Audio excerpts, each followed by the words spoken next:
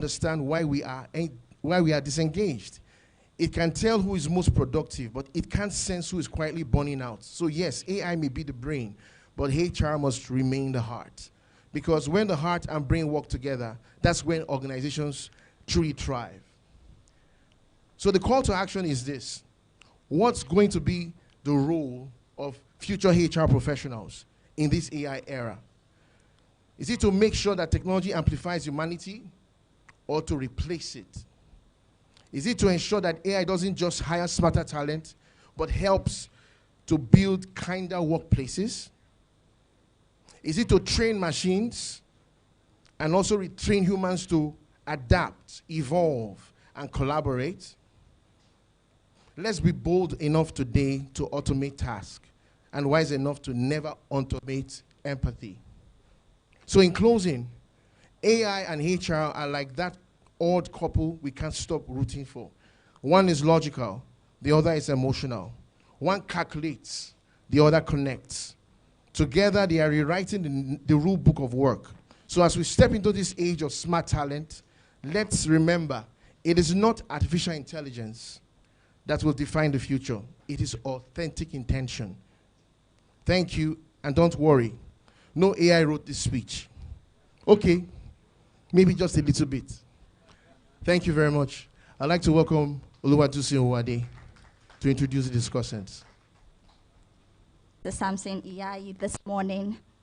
Today we are convening some of Africa's sharpest minds through architects of the future of work to unpack how organizations can redefine talent, leadership, and culture in this evolving age of artificial intelligence, smart automation, and exponential change. And like Mr. Sampson has rightly said, we need to find a balance between artificial intelligence and humanity, a blend where both can coexist together. I'd like to start by welcoming our discussants, and I'll be starting from the lead discussant.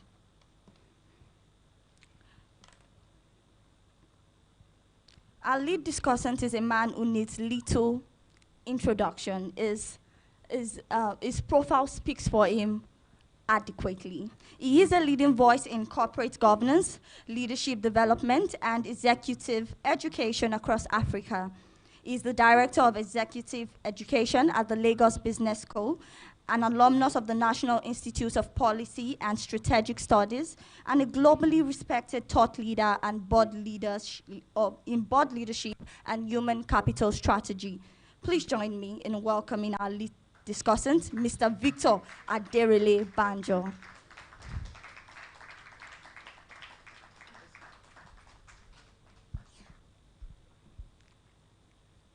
Up next, we have the honor of welcoming a distinguished representative of Nigeria's strategic infrastructure. She is here on behalf of the Managing Director and CEO of NICOMSAT, a key institution powering Nigeria's satellite communications and digital future. Please join me in welcoming Mrs. Olayemi Alimi, representing the MD CEO of NICOMSAT. She's currently not around. When she comes, she will be reintroduced. Thank you very much. Up next, our next speaker is a respected leadership strategist, management consultant, and certified change architect with over 2 decades of impact across technology, sales transformation, and talent development. A John Maxwell leadership trainer and Millie Iman trade sales consultant, he has shaped leadership and institutions across Africa. Ladies and gentlemen, please welcome Mr. Tonya Briggs.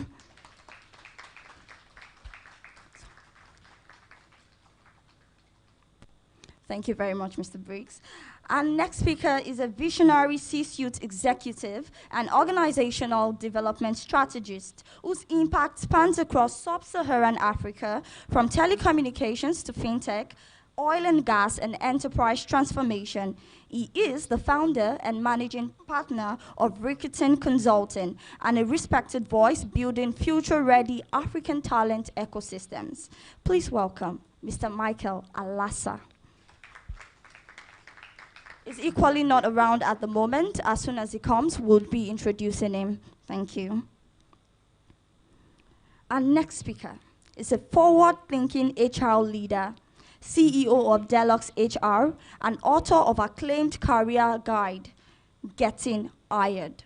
She is a strong advocate for innovation, employability, and the future of meaningful, purpose-aligned work. Ladies and gentlemen, please welcome Mrs. Ogogwa Ebomoche. Ghana. She will be joining us online from Ghana. Thank you. And now, our final speaker before we proceed into the dialogue. She is a dynamic HR leader and head of people at a rapidly scaling technology organization. She is the host of renowned HR Take Two podcast, a voice redefining what modern HR should look like in Africa today. Please welcome Mrs. Oredola John Phillips. Thank you very much. I'll be inviting Mr. Sampson to call on the guests for the discussions. Thank you. Thank you, Dulcin. I'd like to welcome Victor Banjo, the Director of Executive Education in Lagos Business School, to commence this conversation.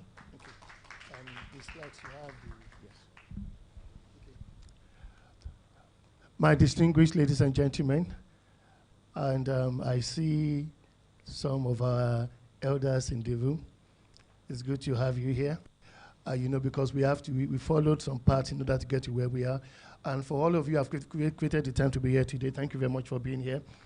And it's an honor to stand before you to actually share my thoughts on the concept of the rise of smart talent. I align fully with everything that Mr. Laddy Smith actually said about where we find ourselves today. And I'm also going to buttress that with two examples.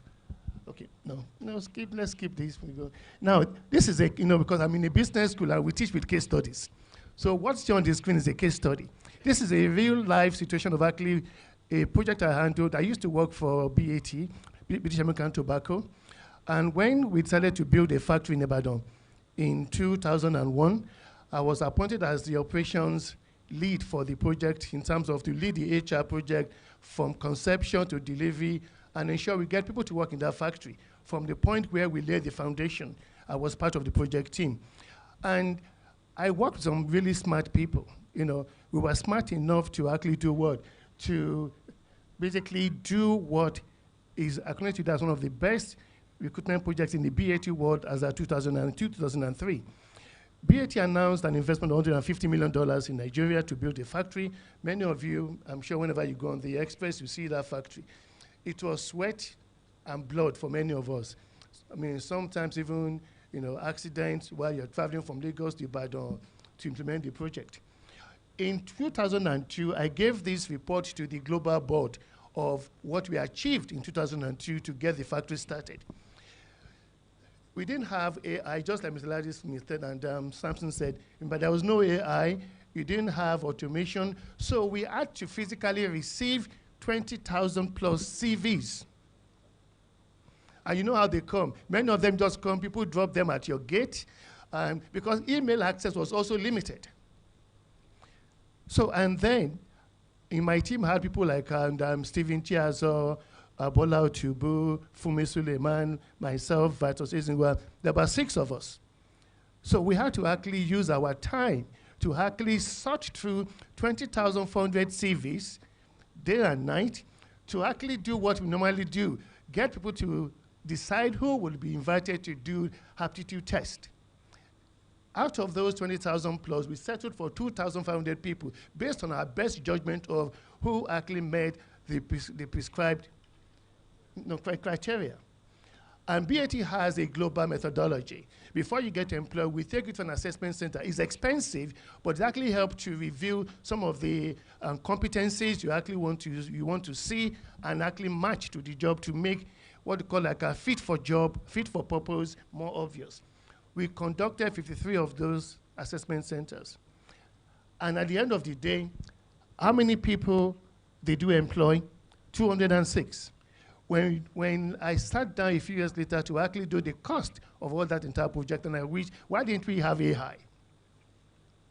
Because what would I have done differently? The point is that one, even though we felt we were smart people, at that time we were working smart to do what, using intuition, using our experience to determine who meets the criteria. I think we did a pretty good job, because when I went to the factory about 4 years ago, many of the people we employed, some of them are now country managers in other countries.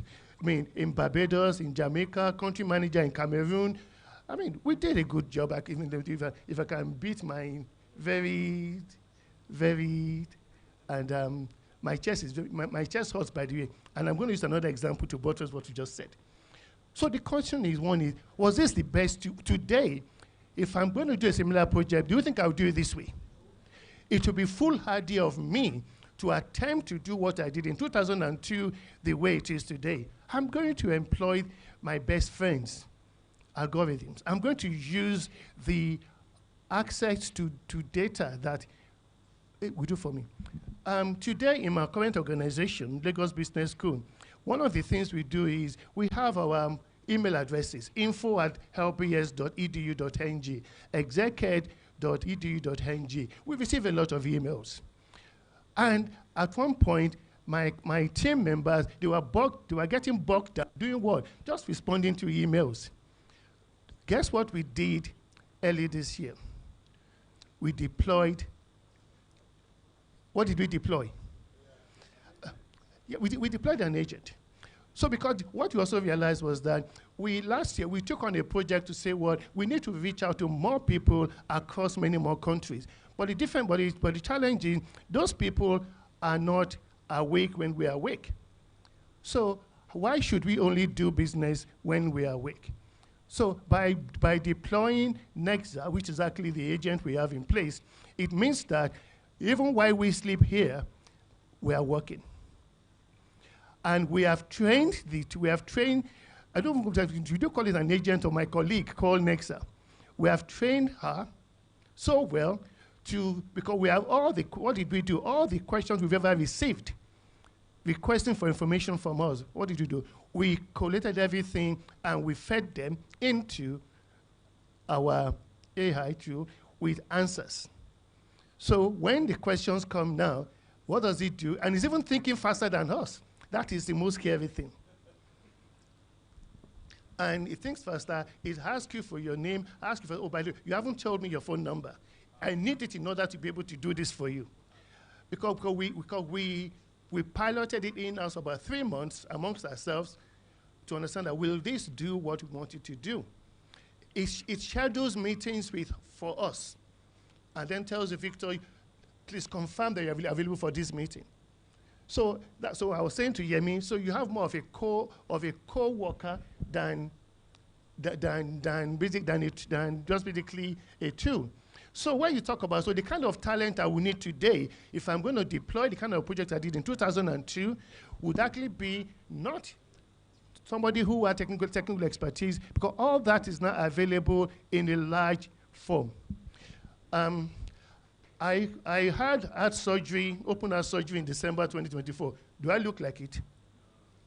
Now, but before I went into that, heart surgery is delicate. Open heart surgery is delicate because they have to stop your heart, they have to stop your lungs, transfer you to the heart-lung machine. I was hard for 7 hours. But what made it easier for me to go through that exercise was I did a lot of research online. I knew what was coming because I had basically asked a lot of questions. What happens during the bypass? What are the possible risks? Everything came to me. And even then, months after this heart surgery, I needed to take my blood pressure every day. And then the doctor said, oh, you know what you can do? After the first month, you can feed your data into AI. It will actually tell you the state of your health. And just like Mr. Ladismith did, I put all my data on a spreadsheet. I loaded it onto ChatGPT. And what did it do? It analyzed my status. It told me, this is where your heart is now following your heart surgery. This is what you should do more or you should do less of this. It now tells you that one. So why are we afraid of a tool that can actually improve the quality of our lives. My team members actually feel much better now because, first of all, they are less burdened with having to spend all their time just typing emails when they can now use that time in having personal conversations with our stakeholders to understand what their real needs are in the organizations. It's not typing, thank you for your email, that is the real work.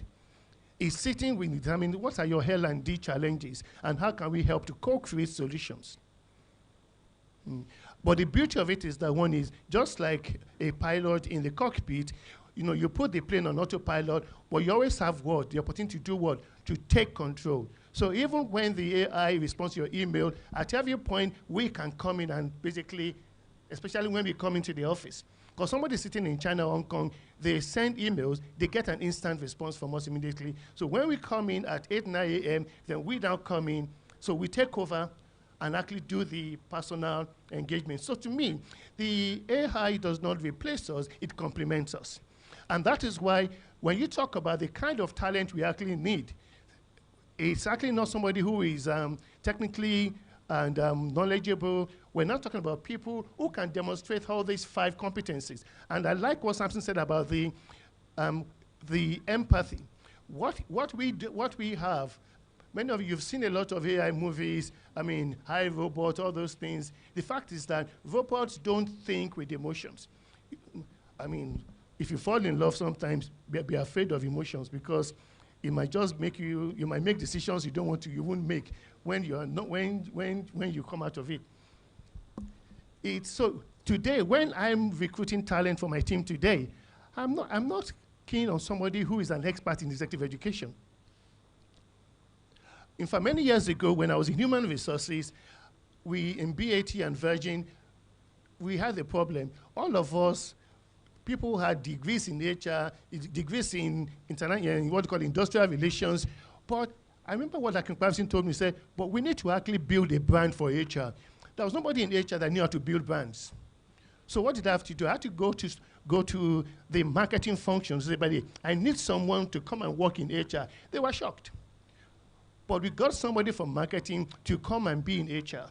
Then our compound Ben was not as robust as it should be. So what did we do? I got a chartered accountant from account. You come and work in HR. So when you now talk about all this like HRS, HRIT, it didn't start today because by the time we all became and adept with using technology, we didn't know how to basically use the competencies of Excel enough.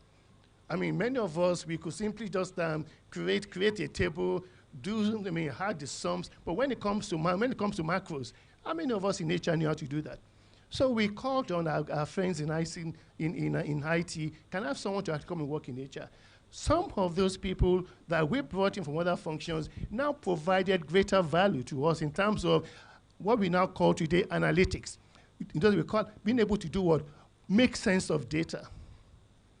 And that's actually what you find a lot of algorithms doing for us in a much better way now. So it goes beyond automating. And to me, the greatest danger to us in HR is when we have access to all these tools, we don't have the mindset to basically start asking questions. But that has really been a challenge for many people, whether it's in HR, marketing, or in finance. It's basically going beyond what the data says. It's basically asking, what was it trying to tell me? As human beings, we're not going to run away from the fact that the world has changed. I'm not afraid of giving up some of the things I used to do manually. Question is, what it does, it frees us for what the world they describe as a higher level thinking. So what do I do with my time now? When I leave here, I'm heading to Abuja to have discussions at the RED conference, Institute of Directors. That frees up my time instead of actually getting bogged down in manual task.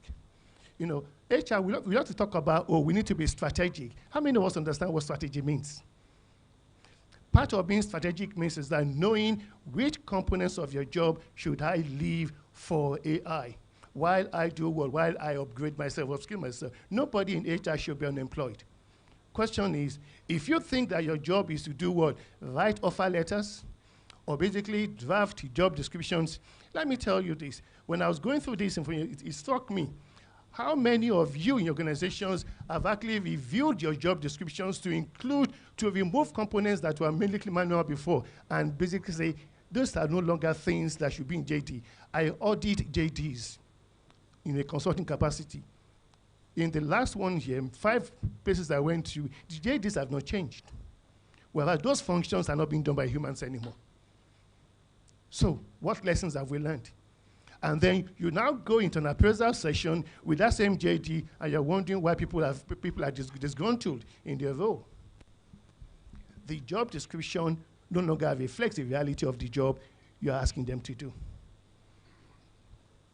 So what do we need to do? Samson, move on. So what we need to do is, first of all, there's something I learned, which is the fact that one, my son would say to me, I learned one thing, people of my age, we're not digital natives. That's what you call it, those who are not born into computers, right? I never touched a computer until I was about 22 years old. I'd already left university.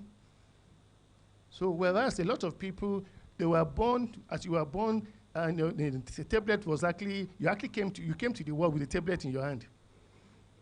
I could see, and you could tell the difference with the speed at which my son would basically, when I ask him to do something on my phone, boom, boom, boom, boom, boom, in seconds it's done. I struggle, 5 minutes, I'm still pressing, tap, tap, tap, tap. It's the way we are wired to think. But I commend that generation, the fact that we have been able to basically make that transition from actually being totally non-IT, we're not born with any IT wires in our head, but we've actually basically grasped it, and we're doing a lot with it. And to make sense of AI organization, to be smarter, is actually that curiosity. I always say something, my life is based on intellectual curiosity. What I don't know, I ask. No matter how new you are. I mean, I had a problem last year. What did I call a youth copper? I was trying to do, what do you call this? When you create, and I created data in Excel sheet, and I needed to now basically do more deeper. I didn't know how to do it.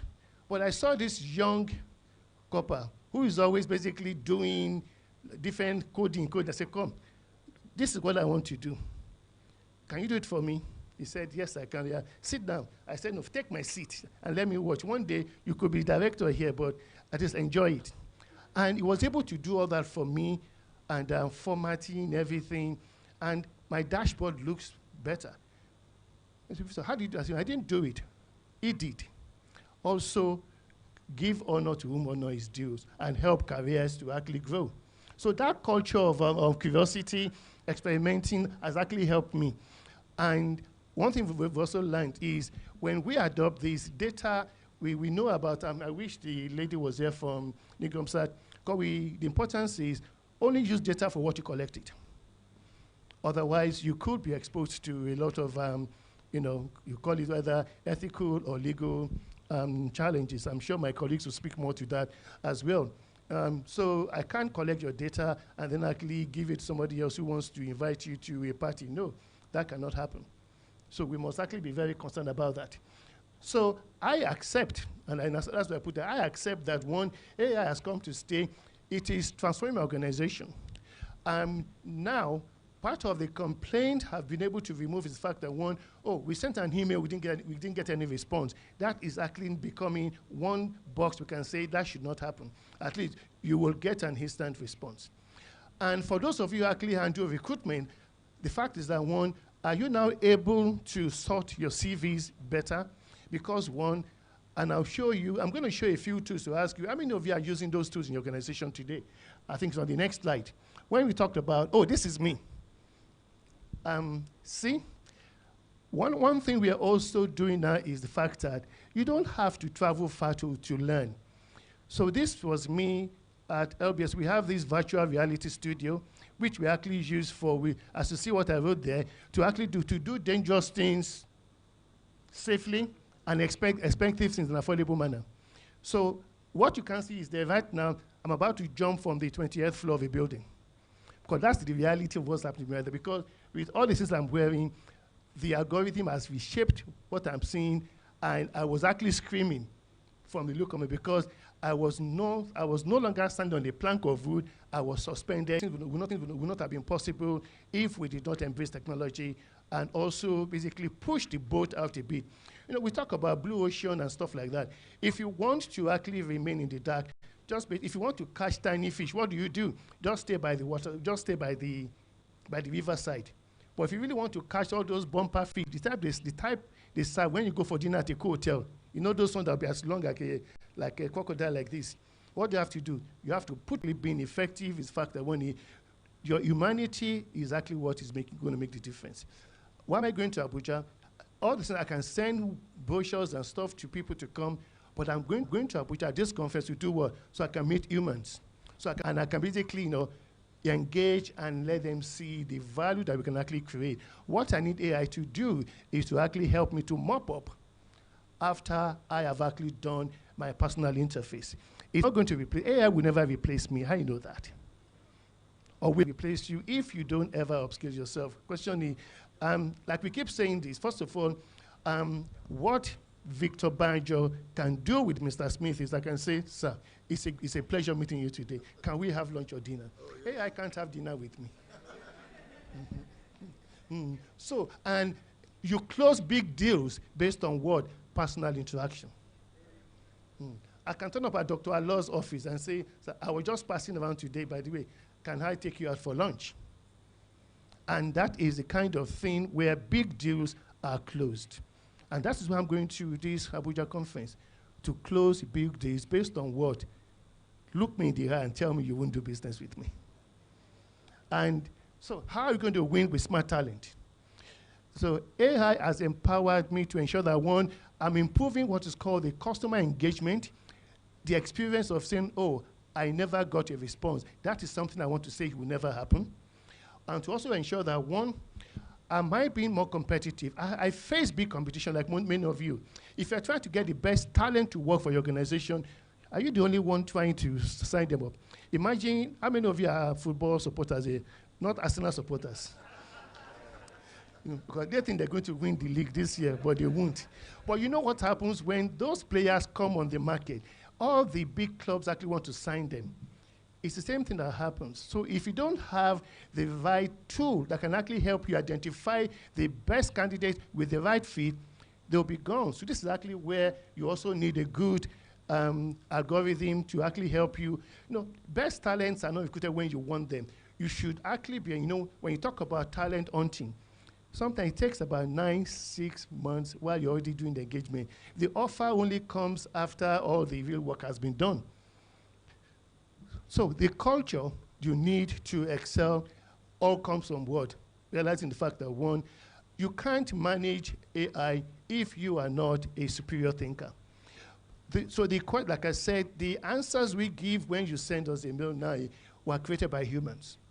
So what did we do? We took questions that we did what? We profiled them into the tool. So AI did not create questions. Our AI did not create answers. What it actually does is it now basically sifts through all the information we have provided to say, what is the best way to answer this question? So today, my question to you is, what do you think is the best way for you to build a relationship?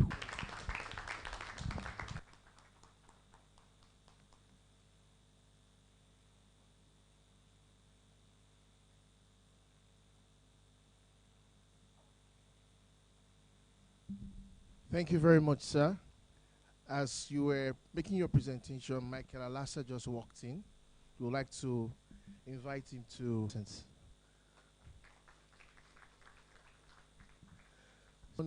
the presentation or discourse that Michael Alasa has prepared. But just before he comes up, I would like to request Mr. Tony Briggs to make his own presentation. You just want to talk? Okay. So Michael Alasa, please.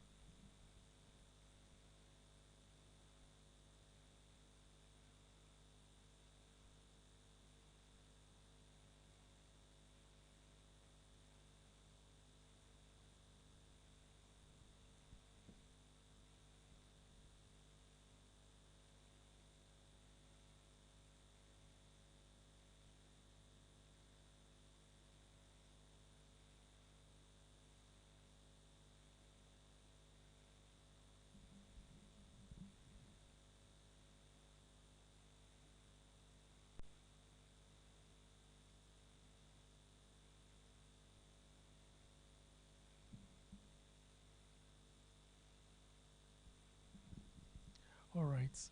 So good morning, everyone. My name is Michael Alasa, and I'm really privileged to be here, to talk about the rise of smart talents. So while he's actually going to project the presentation, the PowerPoint presentation, you see this topic is actually a very sensitive topic, and it's very crucial that we are discussing about it now because it's actually the future that we were anticipating, which is now already happening. You get before, I think maybe year 2000, 2001, 2002, we're actually talking about AI. We were anticipating AI, right? But today, we are all experiencing AI, in the way we are actually carrying out our activities and what have you. But there was a case study I actually projected on my PowerPoint, and it was about the regime of we not having handsets. So Obasanjo did a very good job, right? He brought in handsets. But the experience we had before handsets, or let me say mobile phone, is quite different from after when we had mobile phone. The mobile phones has re-engineered us. It has, how do I want to put it? It has recreated our mindsets, towards technology, use of technology. But while it's actually going to show my presentation, let me just open my slide so that I can.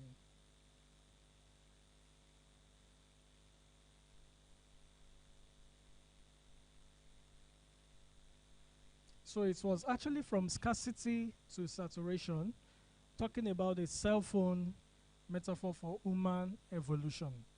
And I captured 4 points under the usage of mobile phones before and after. And when cell phones were absent, the age of physical presence was much more dominant. So if you want to have meetings, you want to see your family members, you have a distant cousin or friend, you have to write a letter, right? You have to engage the person maybe through courier and what have you. So, but when technology came in, there was now the age of digital presence. You get that? There was now the age of digital presence. And the deeper truth is that technology does not integrate, but it infuses. Technology does not integrate, but it infuses. We didn't integrate cell phones into our lives. We actually absorbed them into our biology. And I will explain why we absorbed it into our biology.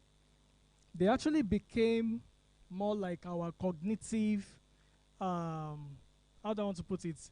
It's rewired the way we address, or the way we attend to our phone. In psychology, we call it operant conditioning or classical conditioning. The phone over time conditioned us, to our mobile phones. So if I should ask everybody now, put away your phone for 1 hour, you'll be very, very, I don't know what to say. You will be checking your phone every second, right? But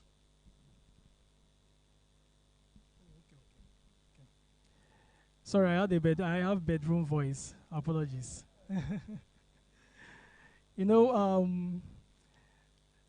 I do sing, and I just want this is actually outside what I want to say.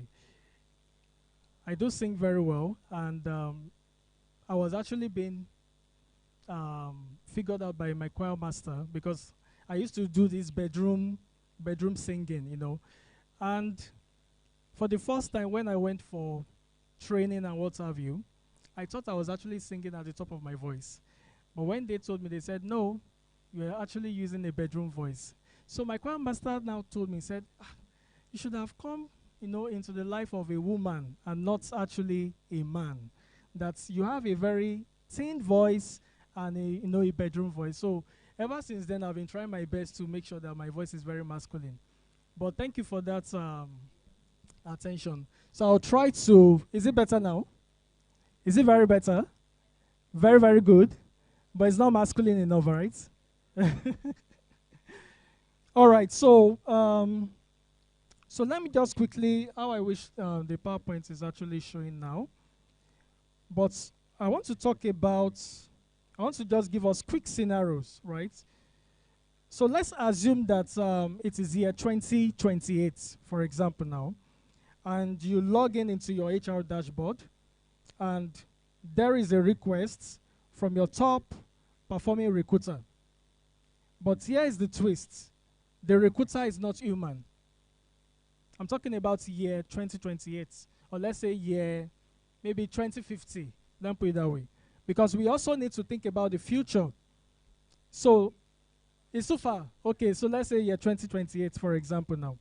So your top performing recruiter is actually an AI robot, an algorithm, not even a person. You know, so that's the twist. And for this system, it has been deployed for 2 solid years. 2 solid years. It has actually outperformed every human recruiter in your team. It has hired even better, faster, and even at lower costs. And now is formally applying for a promotion. Imagine. An AI algorithm, you know, requesting for a promotion. Is that not a twist? It's actually a twist, right? Now the question is, you as an HR expert or maybe as a business manager, will you approve it? I want us to be very interactive. Will you approve it? Anyone? You will. Why would you approve it? Because it has to. So it means the context is not actually promotion in the real sense, but what you're trying to say is you need to upgrade it. Why? So that it can actually do more than what it is. That is the future. Because now, the system where we are finding ourselves in is an hybrid ecosystem. What do I mean? Integration of human and AI.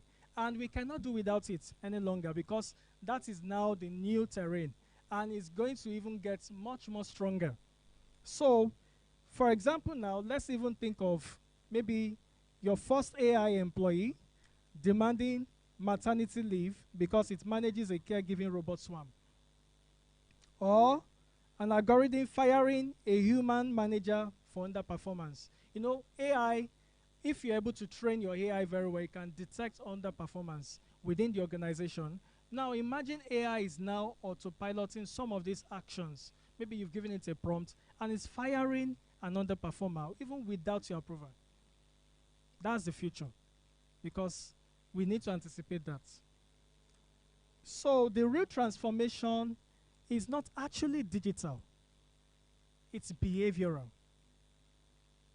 It's not digital, it's actually behavioral. And I'm going to explain why. This is not the future, this is the now. But here is the paradox. While AI is transforming HR operations, business operations, and what have you, it's also exposing a deeper truth about efficiency without empathy. Which means efficiency without empathy is what? Emptiness. And Professor Victor has really said a lot. I like calling him professor because he's very soon should be an emeritus anyways. So when intelligence is no longer exclusive to humans, then what is the meaning of human resources? When intelligence is no longer exclusive to humans, what is the meaning of human resources? So we are talking about human resources. Human resources over time is going to re-evolve. I will not have the name human resources any longer. We will not have human intelligence. Because we need to start thinking ahead. We are trying, the theme is the rise of smart talent. We need to actually have a foresight of how it should be like. So, if all we do is to digitize outdated practices, which we are currently doing now, it will only automate yesterday's problem faster. It's not going to address the future problems. So, now my next topic is redefining talent, which is actually the rise of smart talent. And I want us to know that smart talent is not the same thing as skilled talent. Yes. Smart talent is not the same thing as skilled talent, and I'm going to explain why. Smart talent isn't born, it's built. And it is the outcome of HR systems, business systems, that rewards curiosity and not conformity. Over time, we've celebrated skills. If we are talking about talent now, we'll talk about skills, competencies. What can we even say again, aside from skills? Another thing, if you're talking about talent, capacity, what else? Experience, thank you, experience. That's what we know as skills, I mean as a talent, right? Even right now, if you're going to screen a talent right now, maybe a candidate, those are actually the metrics we are going to capture when we are going to analyze and evaluate these candidates. But we talking about the rise of smart talent, it's not actually any longer going to be useful. Yeah, it's going to be useful, but it's not going to give us that competitive edge when we are talking about skills, because we've over-celebrated skills. But skills are no longer the competitive edge. In this new regime, smart talent is not the one who knows the most. Instead, it is someone who learns and collaborates with machine in the fastest manner. And I'm going to give an example of, okay, so for example, I have an example here whereby an average nurse who knows how to leverage AI diagnostics tools is outperforming a senior doctor with many years of experience who has refused to embrace AI. Now that's what we call smart talent. That's not skill, right? That's smart talent, which means that the doctor is skillful, right? He's very skillful, he's very experienced, but somebody who does not even have in-depth knowledge of what that doctor, has, she has outperformed the doctor. That is the new regime. That is what we are entering into. That is actually the rise of smart talent. So, or maybe you have a recruiter who trains ChatGPT to pre-screen candidates, will definitely outperform an experienced recruiter who does not even trust ChatGPT. With ChatGPT, you can be more productive. You can achieve what it will take you for 2 hours. You can achieve it in less than maybe 2 minutes. And you know what? The new equation of work is human empathy plus digital intelligence, which will give us smart talent. And I want us to understand one thing. Okay, I need to wrap up. And I have a lot to say. Okay, but I want us to understand one thing. AI is not only reskilling us, it's actually rehumanizing us. Let me put it that way. It's rehumanizing us. What do I mean? It actually deals with our central nervous system. And we need to be careful with the usage of AI, because over time, it's going to retweak our memory, our brain usage. Maybe, let me say it's neural, right? And to the extent that to be very addictive to it. And over time, I don't want to use this word, but it will look like zombie. And that is the direction we are entering into. So there must be a lot of things we must put in place to make sure that human bias and what have you, we HR business managers, we are able to manage the usage of AI and not AI using us. But since they said that I don't have so much time, I have a lot to share here, but I'll just quickly highlight one or two things. So we HR business managers, we should become architects of power, because digital now is power.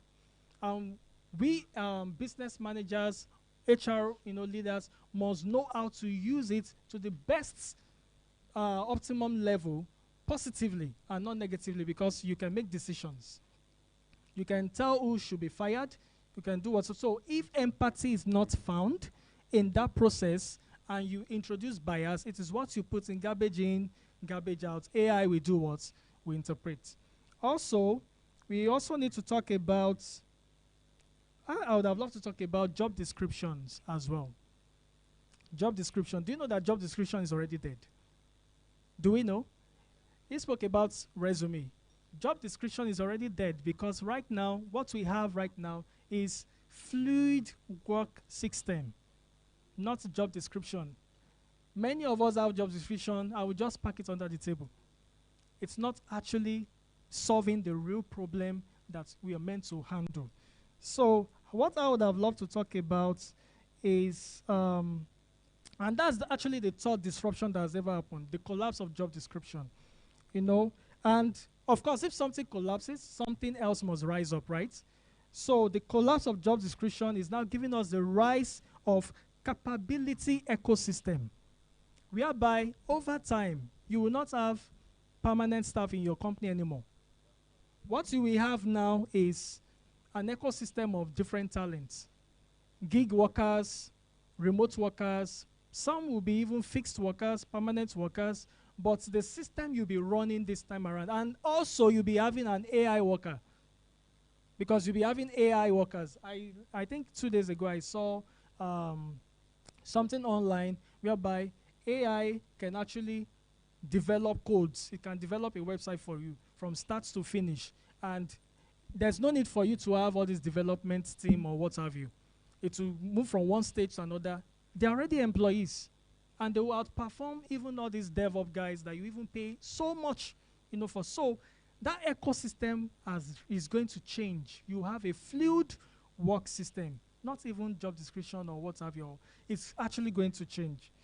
So we are going to move from job description to capability maps. What do you need exactly for the job?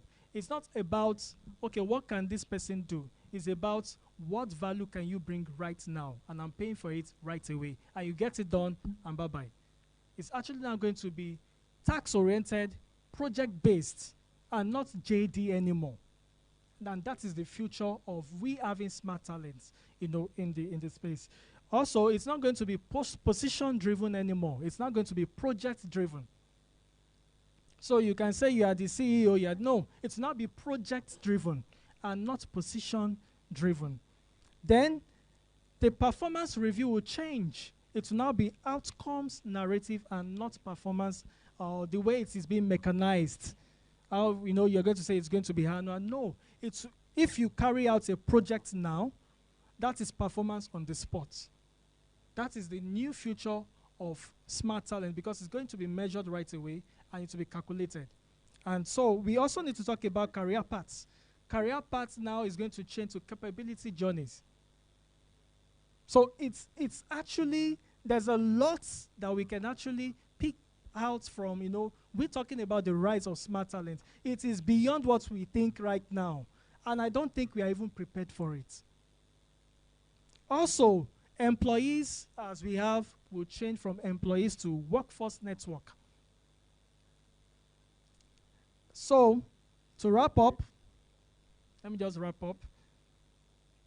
Human resources will change to humanity resources or humanity intelligence. From hiring for skills, it's now going to be designing human AI collaboration cultures. From career calendar, it will now be fluid skill marketplace. And then from performance review, it will now be measuring imagination, just like what Professor Victor said, you know, when he actually put on that is VR Google. You know, he's imagining a lot of things, right? So it will now be measuring imagination, empathy, and ethics. And I want to talk about ethics. Now, you know, HR or business managers, we are now going to be exposed to data and what have you, and we'll be exposed to sensitive informations over time. Now, when it comes to ethics as well, we also need to be very careful with the way we handle information and what have you. Now, for us, it's beyond just, let me just even find where I spoke about the ethics. I think it's under power. It's under the power, that's the, you being the architect of power from digital to human. So under the ethics, you need to talk about how can you make use of algorithm, with the use of conscience. How can you actually allow AI, to reshape your workforce? Looking into three critical things, which is culture. Now, culture is going to be the new oil of work environment. We've been talking about culture, but now culture is going to be in another dimension because it will come with a sense of purpose. And if that sense of purpose is missing, then it means you're just having a transactional system. So, culture, business managers, HR professionals will now be looking more into how can they redefine culture, how can they redesign culture. They will become culture architects. They will take their time to restructure culture, and also they will become ethical guardians, which means that they will ensure that there is fairness, transparency, and dignity, which must be encoded in every digital system. Then they will also be capability builders, which means equipping people to strive in hybrid human-machine teams. So, our new core is not administrative, it's not going to be moral, emotional, and strategic. So summarily, the big conversation is this.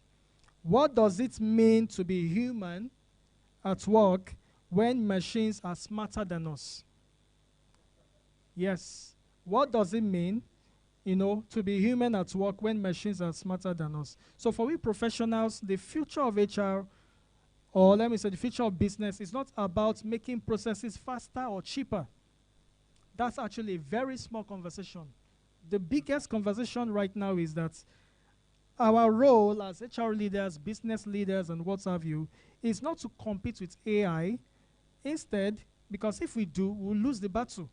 Instead, our role is to preserve humanity in the workplace, to ensure that technology does not make use of us, but it keeps us human. Does not make use of a transactional system, but keep us human, because the real definition of smart talent is not algorithm or skills. It is actually humans who stays human.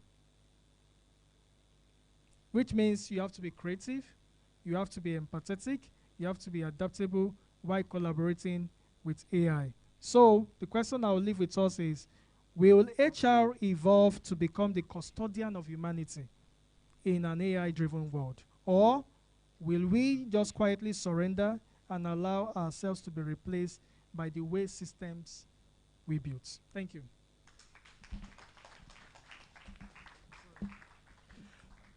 Thank you very much, Michael Alasa. We sincerely apologize for our inability to showcase the slides.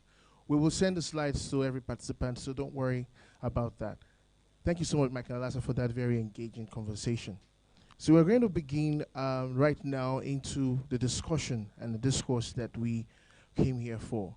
One of our discussants is live from Ghana.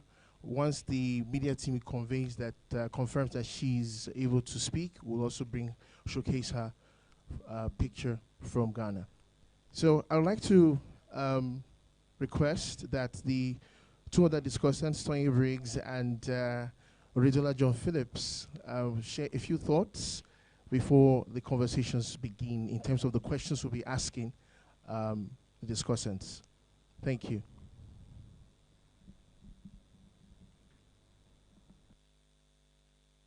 Okay, good morning, everyone.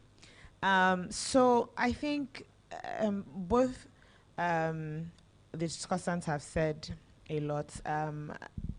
What I will just add to it is, I know that generally when we think of AI, maybe not now anymore, but prior to, it was always surrounding iRobots and people that would just take over and we will have no place in the world.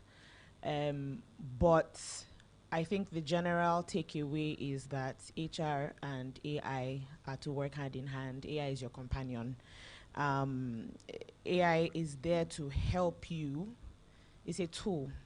So I, for one, I had a fear of using AI for a while because I just felt like it would make you lazy and you won't be able to think with your brain, and you're just feeding it information and it's just supposed to spill everything out and you copy and paste and send.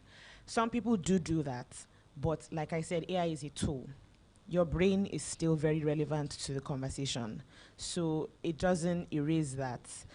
So AI is, like my husband says, AI is his best friend. They work hand in hand together. So I think that's one thing that we need to understand. And I really appreciate Michael's standpoint in terms of, or his session on the understanding of this conversation we're having now is yesterday's conversation. What we need to be talking about now is how to be ahead of the conversation. So understanding that empathy, human empathy, is still a very big element of it. So in essence, as weird as it might sound, I also believe AI also cannot really do without human beings, because human beings build AI. So as much as we might be dependent on them, they depend on us as well. It's still a machine, it's still a tool, it's technology. And with technology, the key thing I always believe is garbage in, garbage out. That concept will never go away. So people who are building it, they are the ones putting the information into it. So it's what you put into it, it brings out to you.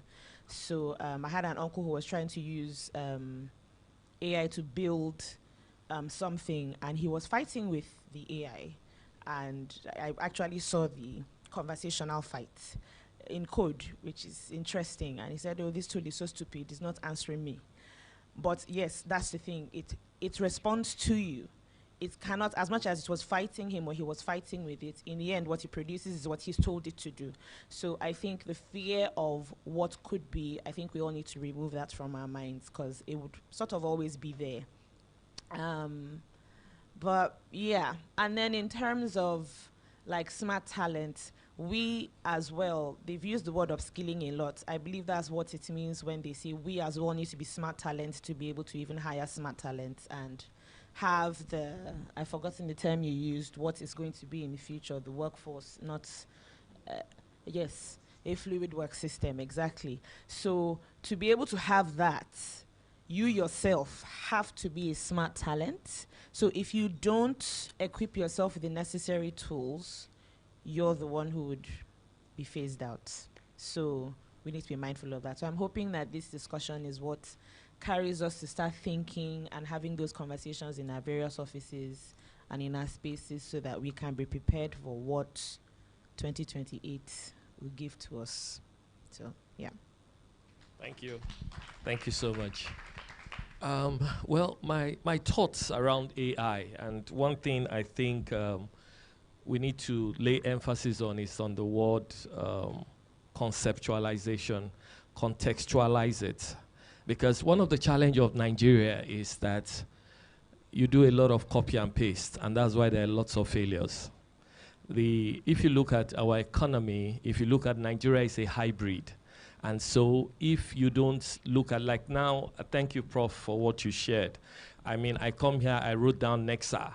I'm going to the office tomorrow. I say, guys, we need to get an agent. Nexa, they use it in LBS. I can assure you that that project will fail, because my company is not as big as LBS. So everybody seated here must look at how to contextualize the use of AI.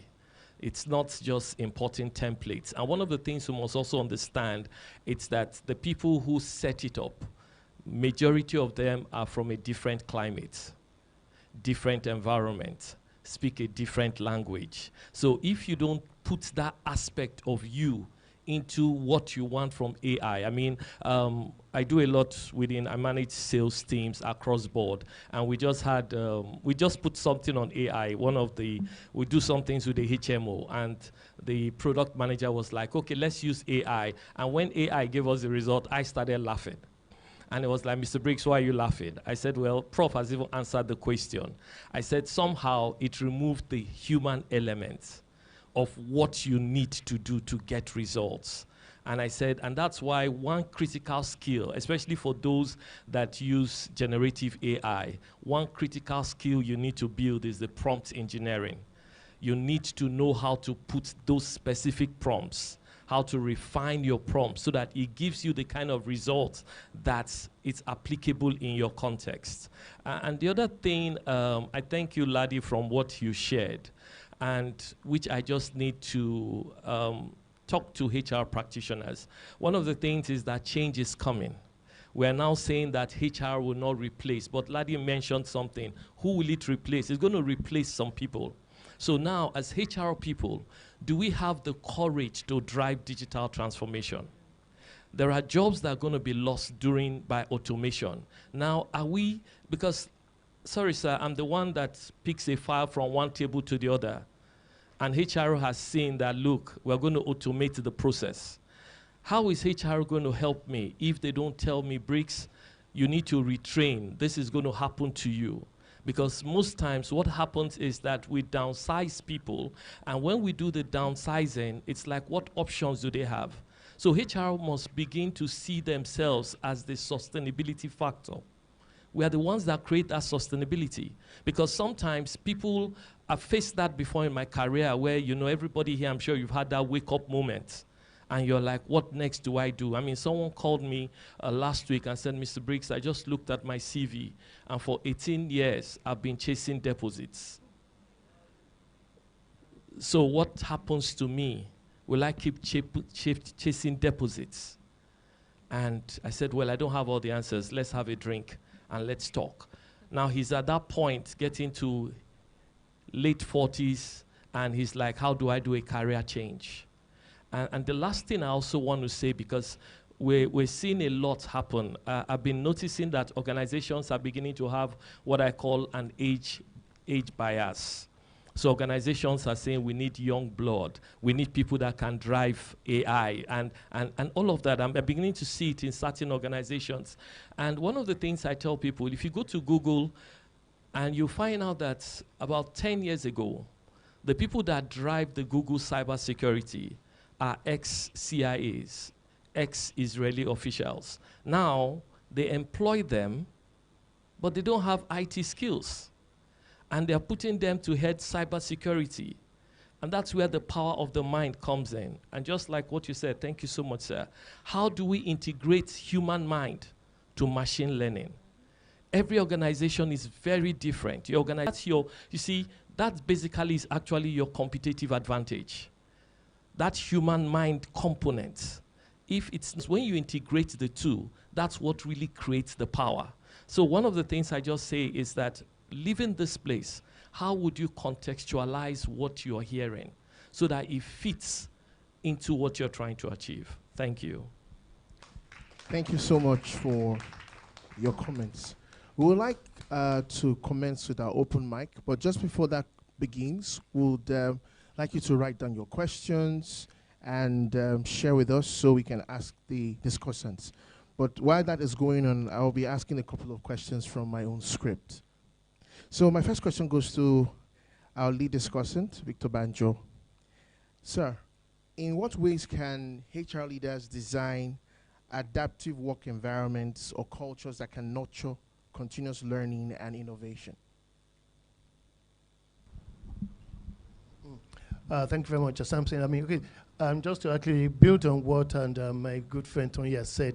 See, with the way the world is evolving, with the way the consumer needs are also changing, you have to automatically you have to adapt.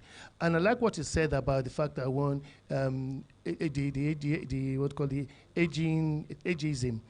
Because look at it, when I look at the data I get in my workplace, first of all, nobody needs to tell me that my curriculum and the programs I offer, I also need to begin to also change them. Because first of all, for example, this year alone, we've actually introduced 3 different programs on data analytics, and digital transformation, and also basically the future of work. So we're moving away from just basically talking about the traditional management programs. Because first of all, and also breaking the learning down into what we call micro sessions. Because, you know, historically, people will go away for weeks and months. But the way we work is also beginning to change. So that's part of the adaptation we are also beginning to make. The fact that one, first of all, people actually want to, like you said, even the future of degrees are being questioned as we speak. That, for example, what's the point of actually going to school to learn for 4 or 5 years? By the time you come out, everything you've actually learned has become obsolete. So really, what do you actually need? You actually need what you call, I call it as you go knowledge in order to address today's problem. And that's actually what I'm beginning to go to. I mean, I don't go to bed every day without learning something new, because otherwise I'm going to become obsolete. And for those who also think that work is actually what you live for, no, you have to live for learning. Because that's actually the way you live longer. I've had people who were about 10 years older than me who said, oh, Victor, I'm retired. I said, the concept of retirement is long gone. You're going to die faster if you say you're retiring, because your brain cells are not designed to shut down. Because like you said, the neural modes, they need to be constantly charged. So when you say you retire and you shut down, you're wrong. Say, my former dean, who is a mentor, Professor Chris Ogbeche, many people actually know him as somebody in academia, forgetting that somebody had already built a very successful career in sales and marketing, inviting to become a director of sales at Nestle, before he actually decided to now do what is called a career transition. But that's what you should focus on. You do career transitions, not retirement. So after a successful stint in sales and marketing, he now moved into academia, just like I have done, and then built himself. He got his DBA, and then started really doing research, writing books, and writing cases. And he became a professor. So now at 75, he retired as the dean of Lagos Business at the age of 75. So how can you say you're retiring? So that's part of adaptability. Is factor one. The knowledge we all need to actually make this world a better place is not based on tenure. It's actually based on what? Good health. Who was the first person to tell me that? I attended the LBS HR Forum in 2014. At that time, it was Dr. Christopher Kolade. He was the keynote speaker at that event. And I asked a question.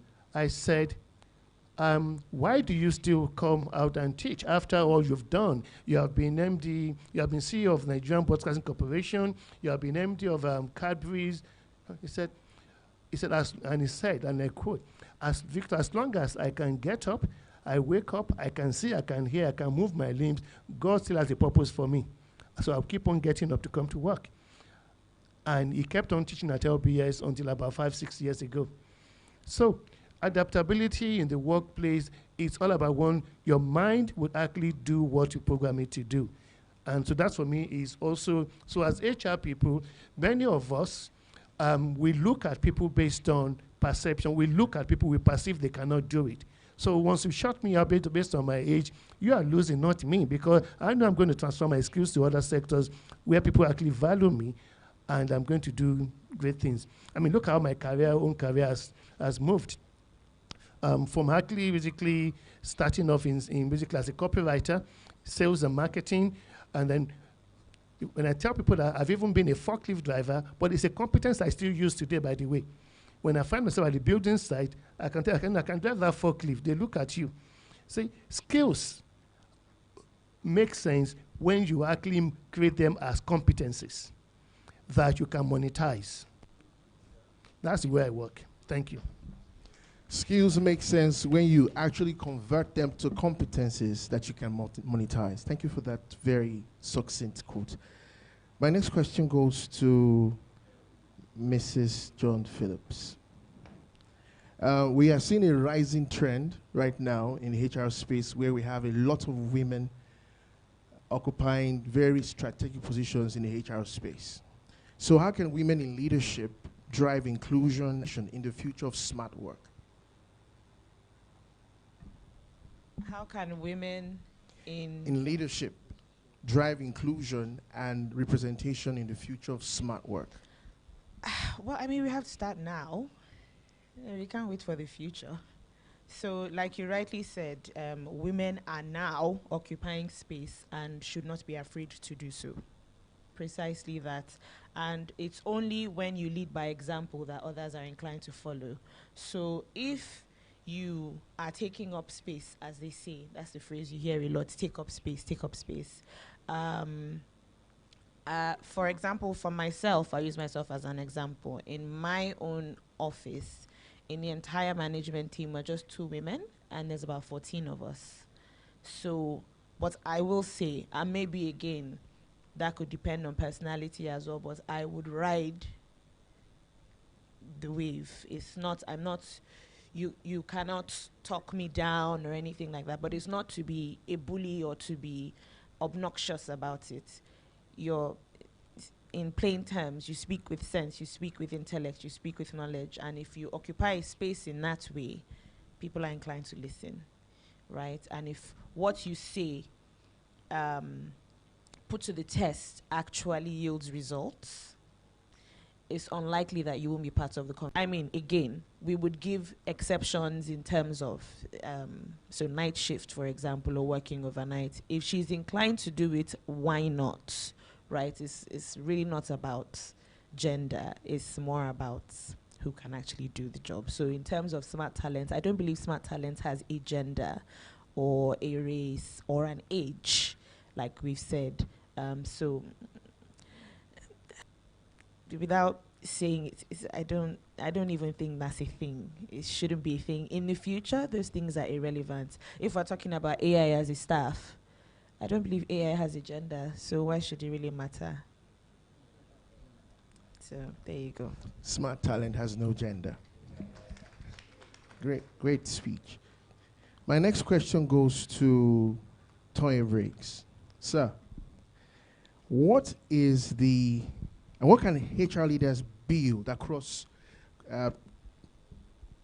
in terms of cross-border talent ecosystems to attract and retain the best minds in Africa? Okay, thank you so much. I think I'll just answer that. I'll use 2 examples.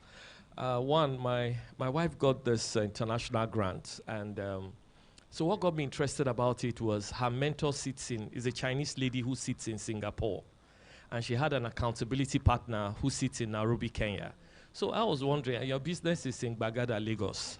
So, I remember the particular Sunday, her mentor was like, I'll talk to you. We'll have a 30-minute chat from 11 a.m. Singapore time. So Sunday, 4 a.m. And so when she finished, initially I was like, this is a business in Nigeria.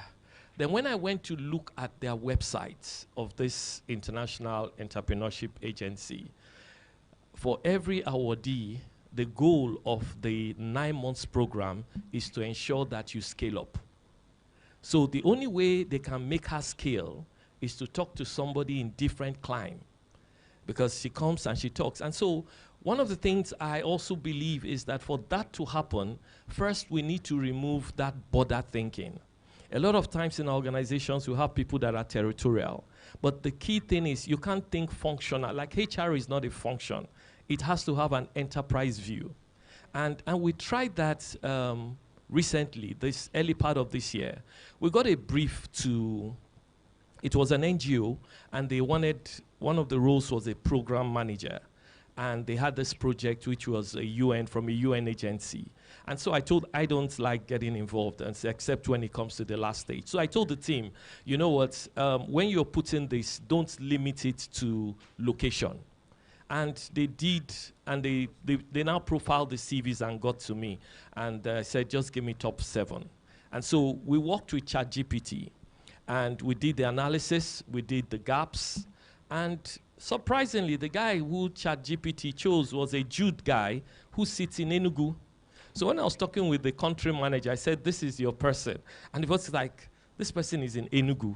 I said, yes, but we've done the analysis, we've had our interviews, because sometimes when you put it, there's a way you do the analysis, the kinds of questions. You know, one thing, LinkedIn is well packaged. You know, so one of the things we do is that we always troubleshoot that CV, do a gap analysis on the CV, and that would be the way we ask the question. So I said, this is your best bet. And the country manager like, Briggs, this AI thing. I said, well, let's see. And I said, I've spoken to the gentleman. Long and short, we asked Jude, can you come work in Lagos? And he was like, well, do you have? And we managed it. And man, Jude was a star. He's still a star. Now, what am I saying is that the role was in Lagos. But we had thought, and that's the same thing, is how do you take out that mindset? In the construction industry, they'll tell you want to get the best tiler, go to Togo. Me and my wife, we run the furniture company. My head carpenter is a Ghanaian. We just brought in the other Ghanaian to join him. Now, and so one of the things, and we're doing a project currently, and even though it's in Lagos, we found out that one of the key best hand, he sits in Kigali. So we have to incorporate him. So the key thing is, if you look at the essence of cross-border talent, it's where are your shortages? If they are not within your locality, with AI, with the way technology is, so this guy, he sits in Kigali, but he works for us. We have virtual meetings, and anytime any of the team is going towards there, there's always a physical connection. So I'll just say that the main thing, one, change the mindset. That's the main thing I'll just say. Thank you. Thank you, sir. The main thing is to change the mindset in cross-border talent retention and attraction. My last question will go to Michael. ESG is becoming a very formidable conversation right now. So how can people's strategies reflect ESG goals in a measurable and impactful way when we talk about smart talent? All right, so what I'll talk about in terms of performance, I'm just put it that way. Over time, the way we've driven performance, or let me say, the concept of performance management was actually extracted from the factory era and is kind of like mechanistic. And that is why we found out that many organizations are still struggling to get it right. And if we should look at the bottom line of performance management, of course, you have KPIs, you have OKRs, which must be aligned with the global context of the business, like ESG and what have you. But now we need to start redefining KPI itself. We need to start seeing KPI, or let me say, let us rewire KPI into capability structure, just like the fluid work system. Now, with the intervention of AI now, a lot of competencies will be developed. New competencies will be developed, new roles will emerge, and of course, old roles, maybe those that are routine roles, those roles will actually be obsolete. Why? Because AI will take over all those roles. So we need to firstly look into our KPI structure, how we draft our KPI structure. We should make sure that it is actually transformed into capability mapping or capability, how do I want to put it? Let me just put it that way. Capability mapping in such a way that it addresses the need at the particular time. It's spontaneous, It's not like you have a JD, or I said JD is already dead, so you have a JD and you're just assuming, okay, I do this or that. No. Now we need to think of how can we actually change that concept, and it delves more into the routine, because we also need to look into the routine system. I mentioned that earlier, some of us, we do annual. For those that they felt, okay, they were proactive enough, they moved it to quarterly basis. But that is not even enough any longer. Now it has to be on the spot, and it must be project-based. So that routine, we have to look critically into it. How can we actually transform and make sure that it is something that is, so we're not talking about outcomes, but result-driven, which gives value on the spot. So we need to look into that as well. And then thirdly, I would like to talk about the reward system. Because under reward system, of course, you have the positive reinforcement and the negative reinforcement. So we must look into how can we actually, make sure that this performance system that we are actually going to build, of course, to address the current trend of work and what have you, we must make sure that the system encourages and recognizes talents that are now working smarter, that have been able to understand the technology trend, the use of tools, and being able to transform the outputs into better ways, better result, better outputs. I listened to Yemi Fashion one time whereby he was talking about even if AI gives you something like a draft, for example, don't just copy and paste. Put in that human intelligence, rework it. AI is just your assistant. It's helping you to move faster, but you have to think of how can you actually rework it, make it more better, because the truth is we are very intelligent, we humans. We are super intelligent. Don't let this AI bubble us. We are super intelligent. Yeah, AI is intelligent, yes.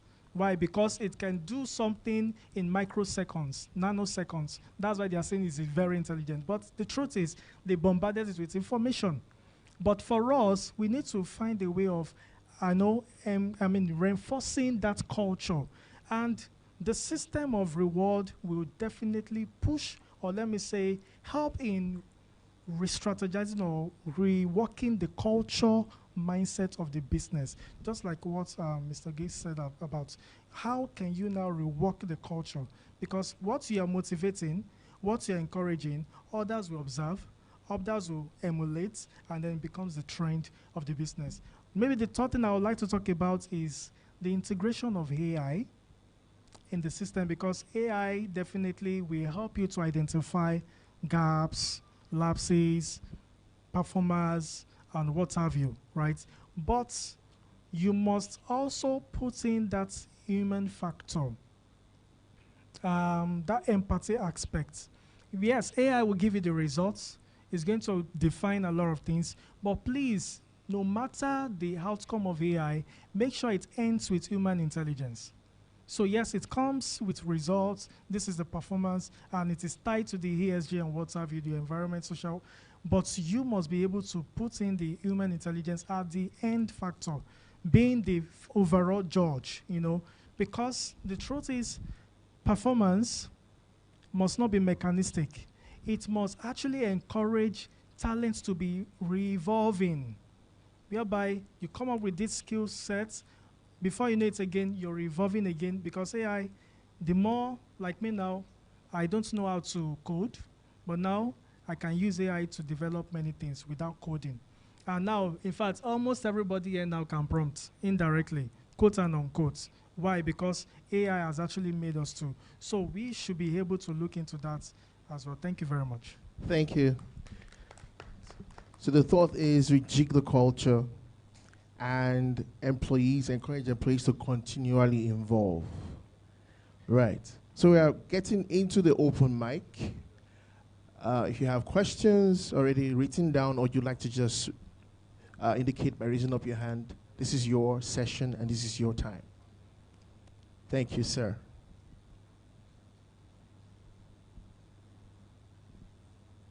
See in the morning. Yes, somebody said something about conceptualization. My name is Tokumbo Smith. When we were coming this morning, I was telling my colleagues that I woke up around 12 midnight this morning because I have a purpose. Talking about purpose, you want to live a life of purpose. So, what it means that AI or AI, the mental act is always there. What do you have in your mindset? In those days when you enter, I say, International Computers Limited office, the first thing you will see is think. It affects your mindset. And somebody talk about mindset. And this morning I was listening to Miles Moreau around 12 o'clock to 3 a.m. this morning. He was talking about leadership.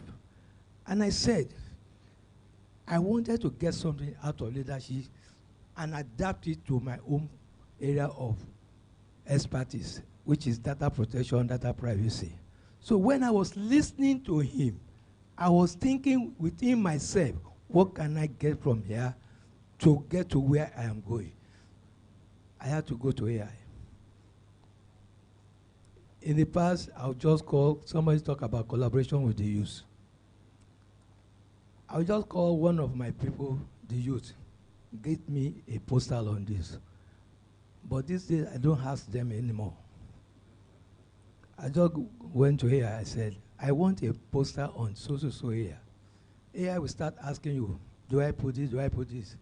I have gotten used to that level now. Before it asks me, I just say, give me A4, give me this, educational, inspirational, and everything. By the time you produce that, I'll now say, okay, I can amend it. This is what I need. As far as AI is concerned, women will still control AI. That is why I'm going. Yes, it can be an intelligent machine, but we are still super, because it's what you program your mindset that you give to AI. So the mindset, mental act is also very, empathy is there. Machine, we cannot talk about empathy. Like somebody said, to close a big deal, you have to be there. You are going to Abuja because you are. I have left Lagos for Canada because of one deal. The last time I traveled, I had to go to EUGDPR office in Manchester because of, I wanted to see the people. So it is not about machine per se. Adaptive, you have to adapt to the situation on ground now. Whether it's HR, whether it's the man on the street, whether, in fact, what we are trying to do now is that we need to take AI to the grassroots. That is, let people know that things are changing. Your job, AI cannot take your job. AI will create more jobs, but you need to retrain yourself. That is it.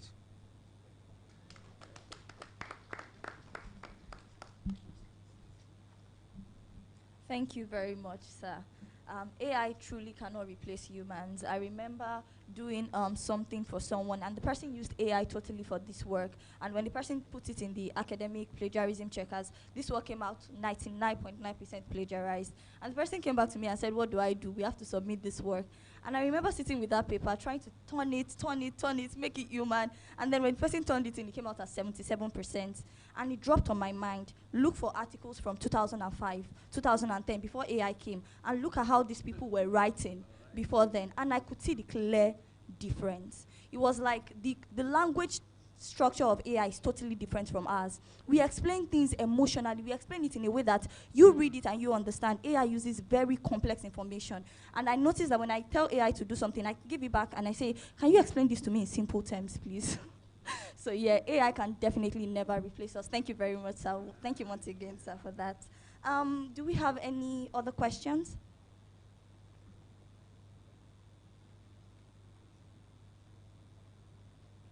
Okay.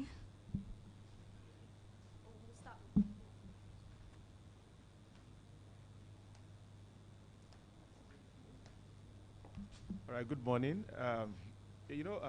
Well, I work in, my name is Akim Olajide. I work in IT. We have a lot of human beings here. I wish we have AI to talk about AI, because I think we have human bias in a lot of the things we are saying. But yes, to a certain extent, we need human beings. Human beings are not going to disappear, okay? But when you say things like AI cannot replace human beings, you've got to be very careful what you're saying. You know, there are driverless cars now, so you don't need to have drivers. You know, even trucks, trailers, and that's the direction in which we are going. So AI, to a certain extent, will replace human beings. I'll give you a simple example. I was going to have a meeting, okay, with some people virtually, and we had to bring in somebody in admin to keep the minutes of the meeting. And he did a terrible job. The next time I said, look, this guy, please don't come to the meeting. I'm going to use AI to keep the minutes of the meeting. I'm telling you, I've not seen a better minutes of meeting. I'm telling you in so many formats, summary, this, that, detail, everything. So be careful what you're saying. AI how do we interact with AI to make things better? I think that's the conversation. Don't say AI cannot replace human beings. AI can replace human beings. Thank you.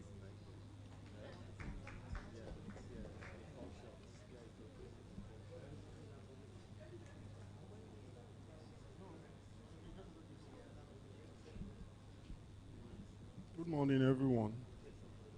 My name is Anthony. I am a business person. I have an IT background. Excuse me. To buttress what my colleague is saying, AI definitely is going to take out jobs from human, but our biggest worry should not be on that. Our biggest worry should be on how we can actually focus more on family time, focus more on interacting with humans specifically.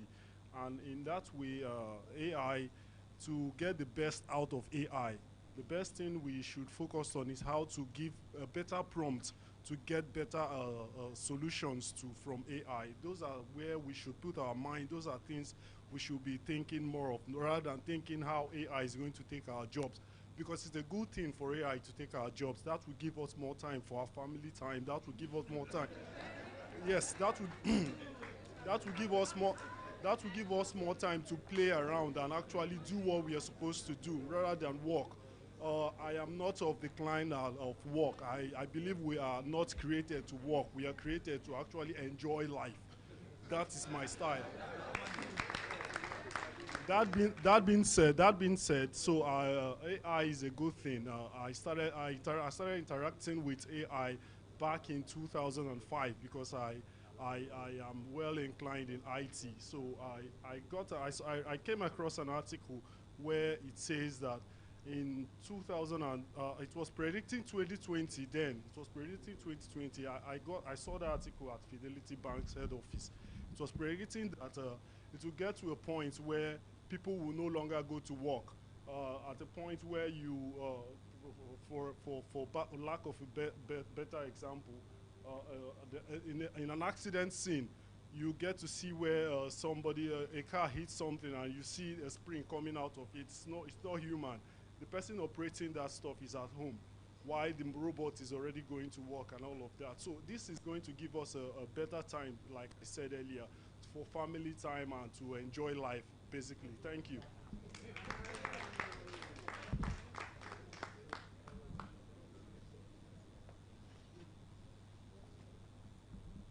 Thank you. My name is Dr. Doin Talabi. I just want to reinforce one thing. All of us say change is permanent. Yes. I learned Lotus 123 in 1986. It became Excel. They talk about crypto reports. Some of you remember crystal reports. They went to BI. Now we're talking about AI. That means something else is coming. We are just in AI now. Something else is going to come. So all we need to do is to prepare that every new time there will be something new that's changing the work environment that all of us, if we want to remain relevant, we must adapt to. Thank you. We have a question. Oh, sorry. Thank you very much. Good morning, everybody. My name is Bolaji Bayewu, and thank you for fantastic presentations, conversations. I just wanted to address something that was said earlier on about, and I think it was Mr. Alasa gave an example of a nurse who was able to interact very well with AI, better than the doctor, and so she was she got the Outstanding Performer Award, I think, or something like that. But my question is, so where's the place of depth in knowledge in this? If you can just help with that. Because I'm sure the nurse might not know the why we do what we do, the doctor will, but then she outperformed the doctor. So how do we balance that? All right, thank you very much for the question. Look, I want okay. to, yeah. Okay. Sorry, I wanted to ask my question too. In fact, I have 100 questions. So I'm not going to ask 100 questions. First of all, I'm going to appreciate everybody. In fact, I mean, it's been, like has been usual, there's discussions like this, it brings up new things, and we've come here to learn. And like we said, it's a fireside chat. My own is at my age, like I'm retired. And well, Professor Banjo, and maybe I don't see too many retired people here. Yes, but I assume that we're at an age whereby we are also breeding, having, those of them use it, apologies for the word breed. We have children. So don't let me say breed. It's animals that breed. Yes, sorry.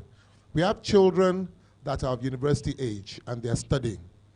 And we always aspire to get these children into universities, and we celebrate them getting into universities. But my concern now is that what they go to learn and how what they learn becomes relevant even to the future. Because a lot of times you find out that you go to teach some level of education that usually is not relevant. So what I now tell people at my own level is that when you advise me, first, when you ask me, you are probably 23 and you say you are looking for admission in university, I'll say don't bother going anymore.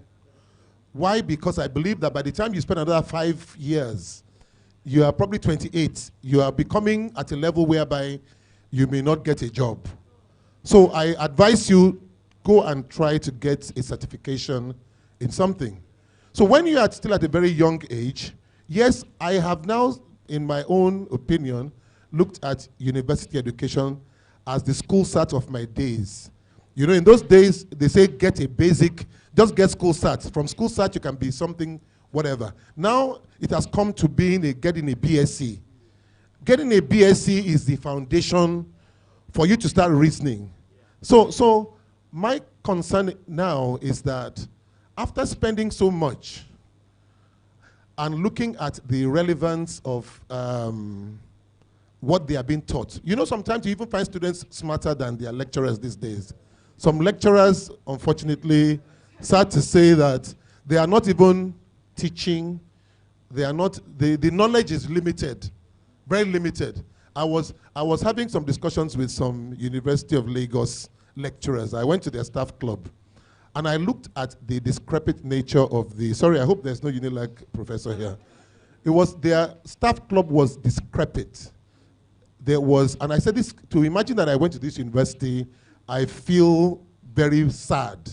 And I said to them, while I was having a drink with my friends, that I wish you could use the strong alumni, because from this university, you have presidents and vice presidents who have left here. You have managing directors of many key banks who have left here. And I'm sure the managing director of a bank, if you wrote him that you want him to dedicate the swimming pool was green algae was spread. In fact, there was filth. I was disappointed. And I said, if you could get a university, an alumni of Unilag to come in here, I'm sure giving 20 million naira from his bank to come and redesign this whole place is totally peanuts for him. You know the response I got? In fact, they almost beat me, they tore me to pieces. You know who are these people tearing me to pieces? Lecturers. When I saw their responses, I just shook my head. You know what they said? They were telling me that, they said that, they've tried it, they have, you know when people are not thinking outside the box. So I'm saying now, these are the people we surrender our children to, because a lot of us have children in university, and they are so limited in their focus. So I'm saying now that, is it right to now say that you want to discourage your child from going to university, or you want to be creative in the learning and the future development of our children so that they come out and be relevant and they come out and be smart? Because we are seeing that even we who are out there, if we are not smart, we are endangered species. So it's just to speak to us to ask, what is the future of our children who are growing up and in their teens? Thank you.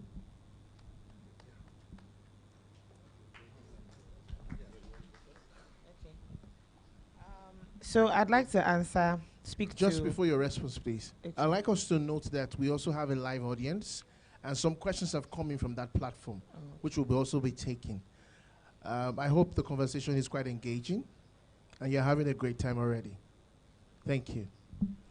So I think the conversation like we're having here, based on education, has to be had in the schools as well. Much like we said, for us not to become obsolete, we have to upskill, we have to be relevant. So for educational institutions to not become obsolete in that manner of speaking, the lecturers, what they are teaching, has to be relevant to the future, so that when the children come out, they are equipped for what is ahead of them, not for what is now, because education is 3 years, 4 years, sometimes 5 years. Even the doctors, for example, back to your question, but you will answer that. The manner in which they are teaching them, I want to presume majorly what maybe he spoke about is the person or the doctor's ability to use technology to develop a tool to see how maybe the fixing of an organ could work, maybe something along those lines, right? Again, I'm only saying this because I've seen it in movies. I don't know if that's real, but what they are teaching them in the schools has to be relevant to the future. The curriculum, the people who are doing the teaching, if they are not adaptable to the future, if they are not thinking outside the box, like you said, or thinking future-wise, then they are not equipping the people in schools appropriately. So I think this kind of conversations has to be had amongst schools or bodies that govern schools for education to remain relevant. I know a lot of people in my generation that are homeschooling their kids now. Homeschooling is becoming more of a thing than going to actual school. And the reason for that is down to what you said. I want my children to be equipped for the future. So what am I going to teach them? So, yeah.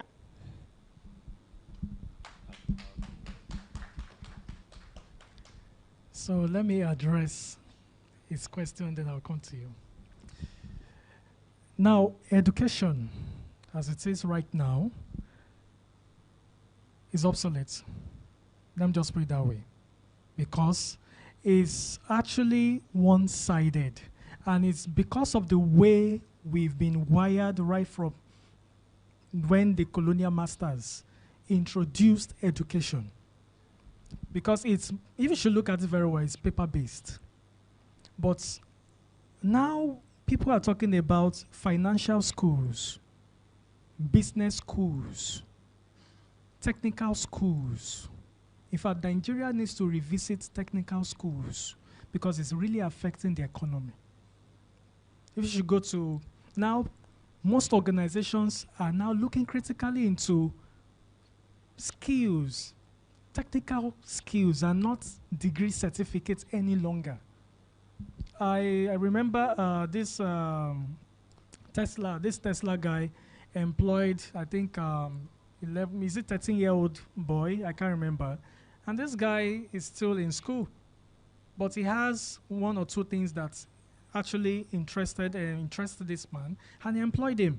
So educational schools, let me just put it that way, it's something they need to revisit. They need to revisit the curriculum system. They need to make sure that it is addressing the current situation of where we are right now and not what it used to be. And I'm going to write an article. I've done a draft on that already, which I'll be addressing on this paper.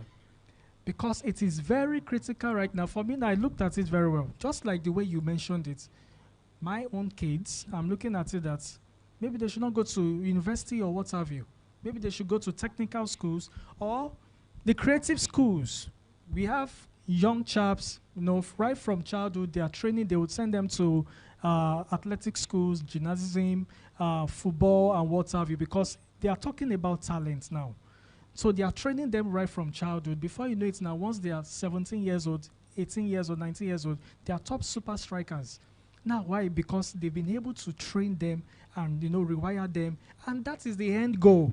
Because some of them don't need this paper thing. Which fine is good. Because it helps us. Let me just say the school is just to enlighten us. That's all. It's just to enlighten us. Let us understand left and right, understand the system, future. But other schools or philosophy of schools needs to be embraced, which I just mentioned. Now, you should check most of these billionaires, or let me say in the foreign world, Western world. You see that the rich kids, they train them specially when it comes to finance. You don't find it in the common school. It's a special, they call it finance education. You can't find it in most of the university. And that's why you see that many of the graduates we have today, most of them are wired to embrace white-collar job and not the mindset of entrepreneurship, development, or what have you. So, truthfully, sir, we need to, well, it's up to the federal government, but it's something they need to really look into. They need to rework or overhaul the curriculum of, the educational system. And also, most of our lecturers there as well, for those that have actually embraced the expectation of the new regime, of course, they will do better. They will even encourage and, motivate the culture that should be embraced. But for those that are very rigid, sir, just as the way you mentioned, it might be difficult to even persuade them to embrace. And of course, if there's a high level of regulatory body that can enforce this change, of course, we'll be able to see changes. So you're very correct about that, sir. We need to start looking into other philosophy of schools that must now be integrated because they are separated. Why can't we integrate everything into one system and make sure that we have solid talent, not just graduates who are already out there and they are half-baked. They can't even do other things that they are meant to do. So secondly, about your question, ma, I mentioned that the lady used technology, right, to outsmart the medical doctor, let me say the surgeon, who didn't embrace AI, and it was recognized. So I'll go back to the basis. Number one, it means that there's an end human intelligence, which confirms that what that lady did is actually good, right? And of course, there's fairness, there's transparency, and there is a reward system that actually recognizes that to motivate that kind of culture within the environment, so that that medical doctor who didn't embrace AI and has seen the negative reward of not embracing AI will be able to work on himself. So that, because now technology, I saw something online, a medical doctor was in another town or another city, and he was operating through 5G technology in another country. So he was doing surgery, he was performing surgery, life and direct with technology. He's not there physically. Now that's what we are talking about. That surgeon has understood how to use AI to better lives, and of course to bridge the gap of, I need to catch up maybe 5-hour flights or what have you. No, right on the spot, and it was very successful. So it's not to actually sideline the man or the doctor, it's just to help him understand that the trend is changing, the system is changing, and of course, fine, AI is integrated into our system, but it is for him to embrace it and make good use for his own self, and of course, being able to create a better performance. Thank you. Thank you very much, sir. So we have some questions from Zoom. I'll start with the first one. So this person says, instead of downsizing that leads to unemployment rate, how can we build manpower capacity for reducing unemployment? The mind is superior to AI. The human mind is superior to AI. I don't know if you understand the question, sir. Yeah. Okay, say instead of downsizing. So thank you for that person that sent the question. Every organization, if you are not an NGO, you are there to make profit. And so when it comes to make profit, you operate lean. And one of the way, what is lean? You take out the excess luggage. And so downsizing comes when there are certain factors that are contrary affecting profit margin. But the key thing is, how do you become valuable? Because if you become valuable, you won't be affected by downsizing. And so people must, and that's where AI comes in. When you asked about depth, the truth is that AI is knowledge on the go. AI creates micro-learning. And sometimes when you say depth, there was a gentleman who went for a bank interview, and they told him that when they looked at his CV, all the banks he had worked for does not exist. So are they safe by employing him into their own bank? Now, so the truth is, so what does depth really mean? But one of the beauties of artificial intelligence is that it gives you the knowledge required. There was something you said, sir, was it Mike, that you see performance is measured on the now. And that's the beauty of AI. It gives you that leverage, what is needed critically. And so for somebody asking about downsizing, the truth is you need to ask yourself, am I still relevant? with the way things are evolving, am I still relevant? Does my skill, is this kind of skill I require? I mean, I go to an airport today. When you go to MM2, you see those people that check your ID and all of that, and they scan, and I just laugh because I go abroad, I'm like, they don't exist. So if that person, no matter how the prayer he prays, power will change hands, AI will come on board, and you won't be there. So if that person comes and says, oh, I was let go, the truth is that it's already there. The reality is that that skill of scanning people's boarding pass is not needed again. It's now automated. So everybody must ask themselves that critical question. Technology is an enabler. But when technology steps in, you need to ask yourself, how is it going to impact me? I'll just share this funny. I mean, 2021, I had this client. 2020, we did something with them. And so 2021, they invited me, and I was so excited. I told my wife, I'm going to Ghana. And she's like, how? I said, when we did the training last year, we finished Lagos, and we went to Ghana. And so I was excited. I'd even called my friends in Ghana that, look, I'm coming to Ghana, I'm sure in the next 2 weeks. And they were like, oh, really? And I got into the class, and just as the class was about to start, the next thing I heard, sorry, Kwame, can you hear us? And I was like, what's happening? I said, no, they are hooked on to us from Accra. And I was like, oh, technology is, you know the word. So, but the truth is, if I didn't upscale my skill, the truth is you won't be brought into a hybrid class. So people must understand that downsizing, organizations sometimes use it, but they don't take out the people that are still critical. They take out the people they feel they are excess luggage. Yeah. Thank you very much, sir, for that response. Okay, so we also have another question. This person says, in the past, using AI might have been considered cheating, but today it is viewed as smart and efficient working. How can we drive a mindset shift towards this new perspective in a conservative work environment? Why would it be considered cheating? I mean, put it this way, when we actually started going to school, all examinations were done under intense scrutiny, right? And it was all basically, you know, physical exams. I was talking to my son yesterday. I said, so he has just started university. So what's your assignment going to be like? So we're going to have open book examination. You're going to have take-home questions. And I'm thinking, during our time, all that did not exist. So the question actually is not about whether or not AI is actually cheating. The point here is, okay, there's AI, but not everybody is even going there now. So first of all, the motivation to even realize that something that can actually help my effectiveness is available does not mean everybody will actually take advantage of it. To link it back to learning and the concept of redundancy. So when I finished my first degree, which was in English, by the way, I did a 10-year scan ahead and say, where would I be 10 years from now if I do nothing else with my competences? And I didn't see a very rosy future. So what did I do?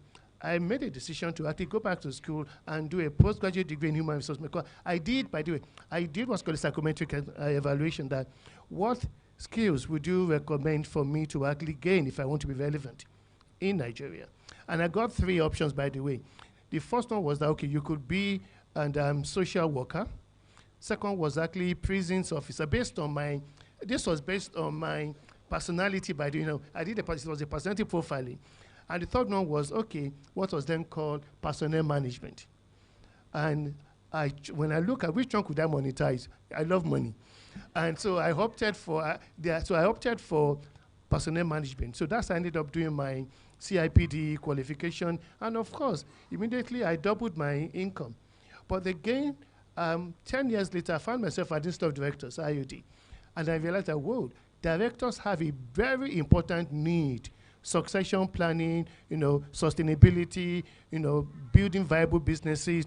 But more importantly was to run companies well. This is a great area. How come I've never thought of this before? So 2017, what did I do? I went back to school to learn what is called corporate governance. Okay, my dear sister has left, and I said to IFC, please, how can I become certified in corporate governance and board leadership evaluation? And I was given an option, went to Sierra Leone, and I became certified. So what have I done? I've invented myself and had the idea in what you call a new toolkit, which I started monetizing the minute I came back from Syria alone. So what we're saying here is not about whether or not you teach. Question: the information is there. What do you do with it? Thank you very much, sir, for that response. So, okay. So I observe we've missed one part of the definition of talent. We also need to put into consideration people with disabilities as well, because they are also talents. If we are to define talents, they are also part of the ecosystem. Now, there's someone I work with in SiteSaver. I think he's a director. He oversees Africa region. He's blind, actually. But when he stands and speaks with you, handles information, you will never, ever imagine that he's actually blind. Why? He uses AI. He uses technology to read messages. So I don't even feel like as if I'm talking to someone without disability. Living with disability. I can message him and he will respond without no other person's support. I can send him documents and he's going to actually review that. So AI is also helping those categories of how people, within that space. I just felt we should also remember them as part of the talent ecosystem, which is also very, very important. And how can we also include them? Because it says something about, I'll just summarize it, inclusion into exclusion. People, because with the usage of AI now, before you know it now, majority of these people will be secluded because of the advanced level of AI. So for we HR people, business people, we must be social architects. How can we really help them? How can we really empower them? How can we really train them so that they too can also contribute? And most of these PWDs can even do way better than even some able people, the way they can do. So I just thought to chip that in. Thank you. Thank you very much, sir. So we have one more question. This person says, there is enough evidence that AI will take over core HR workflows by 2028. Talent agents will run the entire hire to exit cycles. While what unique human capability will HR still be measured on? As a matter of fact, why would any CEO need an HR professional who can't build agents or transform workflows at all, or need more than 0.5 per thousand of our workforce? Should I repeat the question? Okay. So the question is, what capabilities would exist under the circumstances of the disruption that AI has introduced into the ecosystem when it comes to the choice of a CEO to hire an HR person? Would that still be relevant? So my response to that is HR cannot be redundant. That's just the truth. AI cannot do empathy. AI cannot do, sir? I didn't get a welfare and all those things. So now the direction of HR now, because truthfully, I said something about, okay, if AI can outsmart us now, what next? So all those things are routine roles, or let me put it that way, that AI has taken over. And it's good, no problem, because it's still transactional. It will still come back to the desk of human intelligence. Right. But the other parts that HR people need to start looking into is that aspect of empathy, ethical culture, transparency, just like it's a welfare, and some other critical things that AI cannot do. Let me just put it that way, which are very important. That is where the leadership of HR, or let me say the direction of HR, should start building more competencies, more capacity within that axis, so that they can still use that to, manage the efficiency of AI integration. Thank you. Thank you for that feedback. Okay, sorry, let me just add this aspect. Yes, of course, HR is the one that takes care of psychological safety. But the key thing is that AI cannot drive organizational culture. It still falls under HR. AI gives us levers for innovation, but who does it? HR. You know, and who's going to champion it? And so one of the things I believe that HR is going to is what I call that strategic elevation, where HR is a strategic intelligence hub. Because when you look at data, there are two kinds of data. There's a quantitative data you have out there, and there's a qualitative data, which you have to engage to get it out. So HR will be that intelligence hub that will provide the needed critical information that any CEO needs to give him what's the pulse that's happening in the organization. So like he said, it's HR, it's always going to be needed. Thank you. Thank you. Just want to add one more thing to actually put it in perspective. In the world we live in today, AI can start a war, but only human beings can end it. AI can start a war, only humans can end it. So to articulate all the thoughts that we have had conversations on today, the fact is this: the rise of smart talent is a challenge for HR people, but it's a challenge that we can surmount as long as we understand the disruption that AI has introduced into the context of work. The future of work, of course, will continually be dynamic. However, human intelligence cannot be eroded because we are super intelligent than AI. And so for that reason, in the adoption of AI, we must remember that HR professionals can never be redundant. On this note, I would like to welcome the managing partner of SIO Partners to give his closing remarks.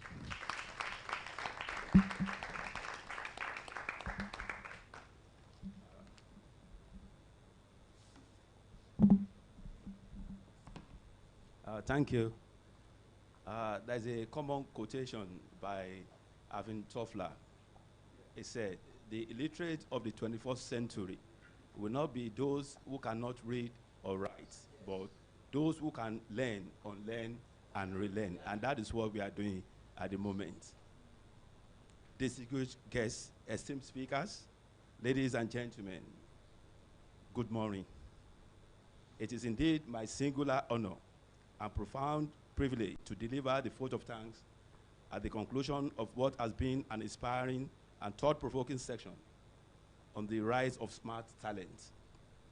On behalf of the staff, management, and board of partners of SIO Partners, I extend our deepest appreciation to everyone who has contributed to making REIMAGINE HR second edition a resounding success.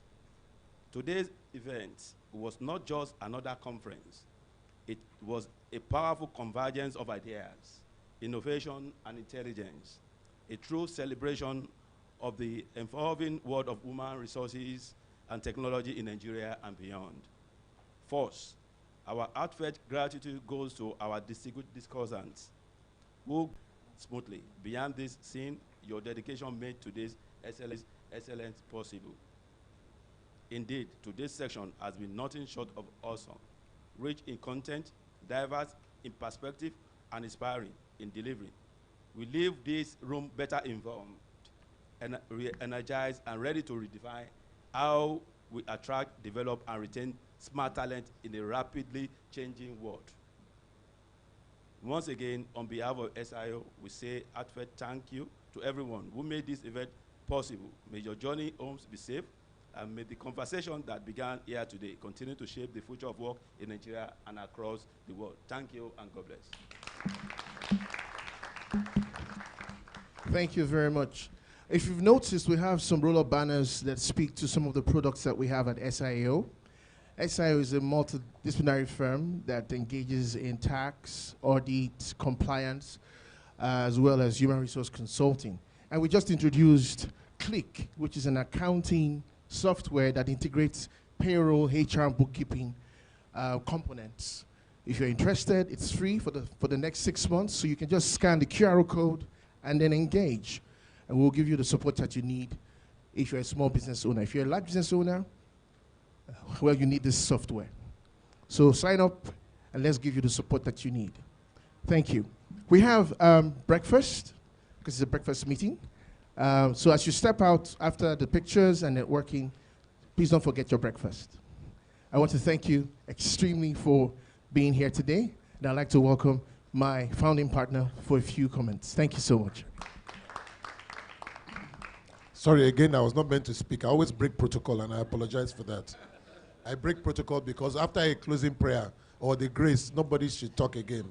But I'm sorry, I had to say something. Reimagining HR was a hashtag, and it's open for all HR professionals to actually adopt. It's a talking forum that we want to keep on talking about issues that are within the HR world. So I'd like every HR practitioner who is here and who is online or anywhere to see where you can adopt even this reimagine. And I'm hoping that with Professor Banjo here, maybe LBS can even maybe host the next Reimagining HR, which would probably gladly want to come and have. It would be nice for us to have thought leaders within the HR community also to speak about this at various organizations and various fora. It's not meant to be like an SIO adopted brand. It's meant to be a brand that should be floating everywhere. And where it's floating, every HR consultant should take ownership of it. So, Mr. Banjo, so I don't know whether, I'm sorry I pushed this to you, but I know you power a very big organization, and we can collaborate, and we would love you to be the next host of Reimagining. Please, can you clap, give a round of applause to LBS for unexpected hosting that we hope that they'll host this. And once again, I'd like to, we didn't start with an opening prayer, neither did we sing the national anthem, but I believe we should have breakfast. God bless you all, and thanks for coming. Bye-bye. All right, so we're going to have group pictures now. We will start first with the managing partner and partners, and the founding partner with the discussants. And then for those of you who would like to network with them, you're free to do that. And then we'll have group photographs with the members of the hall. Please note that if you want to go out for breakfast, you have the opportunity to do so. It's a buffet, so the discussants go first, and then table by table, everyone have access to breakfast. Once again, I'd like to say thank you. I'm extremely grateful for your participation, and we hope that we can take conversations further. Like my MP, my founding partner said, if you wish to adopt this program, please reach out to me. I've given you my complimentary card. Just a simple phone call or a text message, and I'll give you all the support you need. Thank you very much, and God bless you.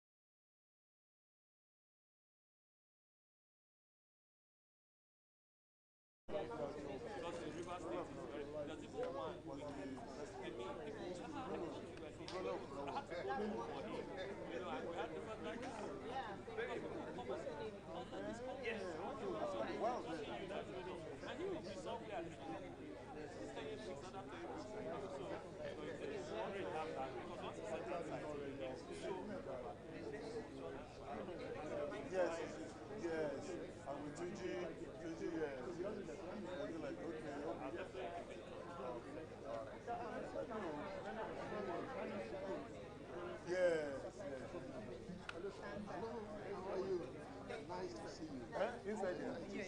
Can we have the picture? Okay,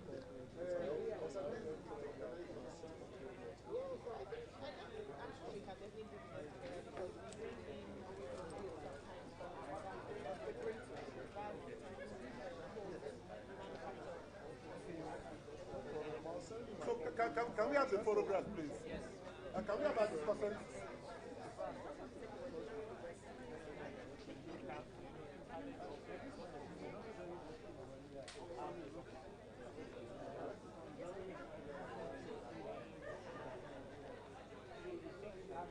Can we have the photographs? Can we have the photographs? Can we organize for the photograph here? Please.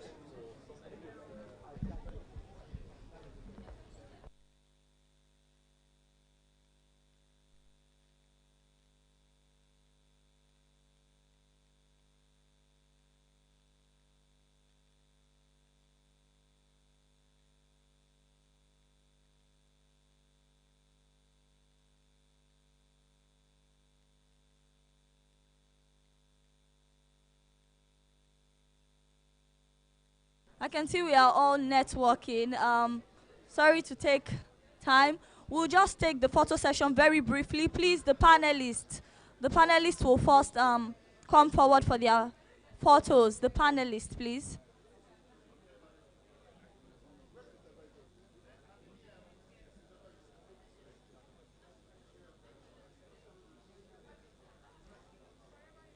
Mr. Michael, please, we'll be having the panels. The panelists will be taking a photo now.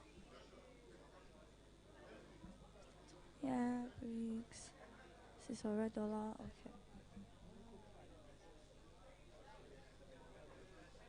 You want only the panels? They count them to move away, so let them move away. Just I should tell Utu.